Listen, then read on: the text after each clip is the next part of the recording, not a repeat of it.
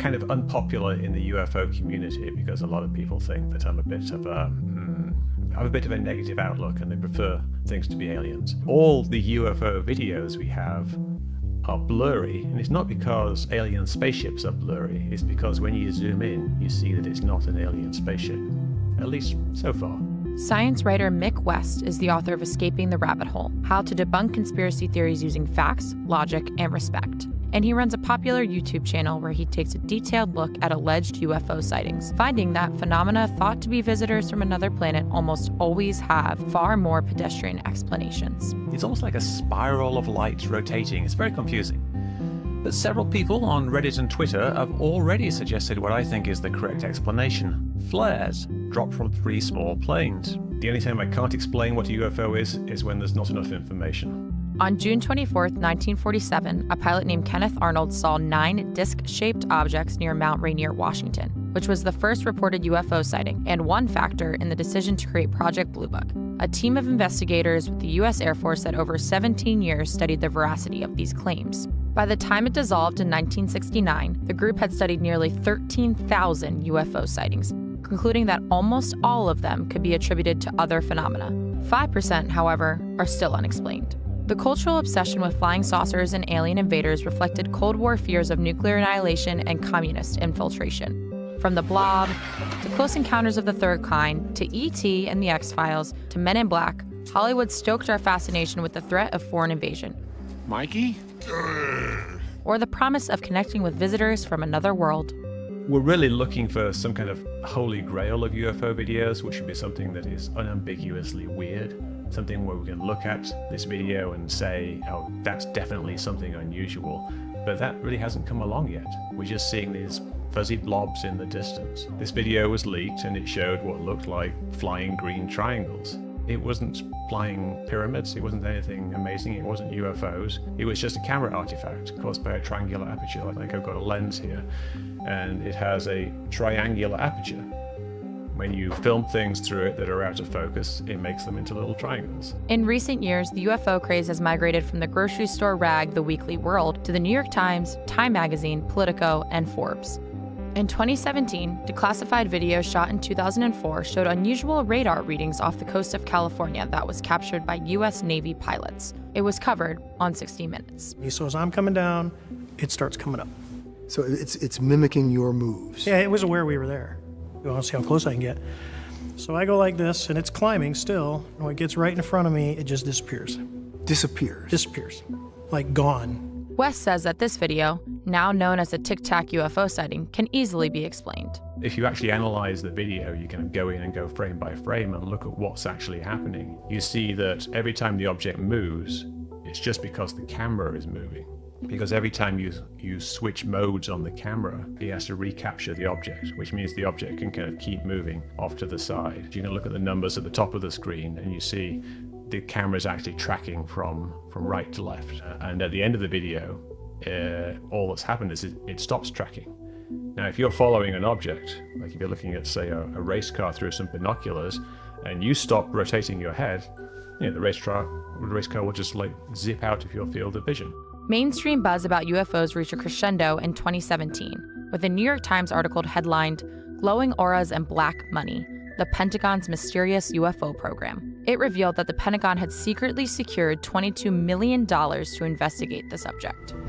That was one of the biggest stories, if not the biggest story, that the New York Times digital edition ever had. Skies. It sounds like a plot out of the X-Files. Part of a once secret government program to investigate sightings of so-called anomalous aerial vehicles in the skies. The entire government, what they were doing, they kind of disguised the program as if it was just about the future of aerospace. And they phrased it as saying, we are going to study what needs to happen in aerospace over the next 20 years. And then we had these videos which actually came from the US government that appeared to show things that were really, really interesting. And so that got everybody kind of talking about it and thinking that there was something to the story. Do you think the government knows more about UFOs or UAPs than they're letting on? The government's this big very difficult to get to grips with, very complicated organization with lots of moving parts that don't talk to each other. So there are these weird little corners of it here and there. And it's not like the entire Pentagon has been studying crashed UFOs. There's a large body of secrets that the government has, and partly this is out of necessity. There are obvious national security implications, but also a large part of it is just the default position of the government. There's an excessive amount of secrecy, which is a bureaucratic burden. It would be great if they would tell us more about what they know about what these videos are, what analysis they have done. There are very real issues that you could say fall under the rubric of UFOs or UAPs. If a pilot sees an object in the sky and they can't identify what that object is, we can't just ignore that. We can't just pretend it didn't happen. And we know this type of thing happens a lot because pilots give these reports. So in that sense, we need to figure out what's going on. The New York Times bombshell led to a frenzy of new interest. In 2020, the Pentagon established a task force to study UAPs, or unidentified aerial phenomena. And just a year later, with a push from Senator Marco Rubio, Congress demanded that the task force release a report on everything it knows about UFO sightings. That report ran just 9 pages. What's happening in government now is they're trying to get past some kind of whistleblower protection. They're trying to make it so that people can come forward and tell their stories of having seen some kind of UFO without worrying about non-disclosure agreements. UAP-focused startups are popping up everywhere, with a focus on building better detection equipment and software. Seemingly, their goal is to contend for military contracts if the government continues allocating funding to study the issue. The big rumor that is getting everyone excited in the UFO community right now is the US government actually has recovered some kind of material or technology from crashed flying saucers. They think there's a crash retrieval program within the US government. At a congressional hearing, Deputy Director of Navy Intelligence Scott Bray said this wasn't true. Have we come across any wreckage of any kind of object that has now been examined by you? The UAP task force doesn't have any wreckage that isn't explainable, that isn't consistent with being of terrestrial origin.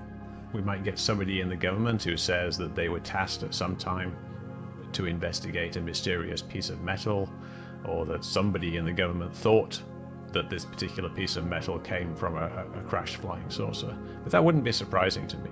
If there's something unusual in our airspace, it certainly warrants careful study. But for now, at least, whatever is out there is far more likely to be a flare of light, a balloon, or even a plane than visitors from a faraway planet. If there's evidence of new technology flying around in the skies, anti-gravity, that's worth billions and billions of dollars. And we should spend billions of dollars investigating it, but we don't. And I think the reason we don't is that the evidence really isn't there. The government knows more about everything than it's willing to tell us. It's dubious that it knows anything about UFOs being aliens, though.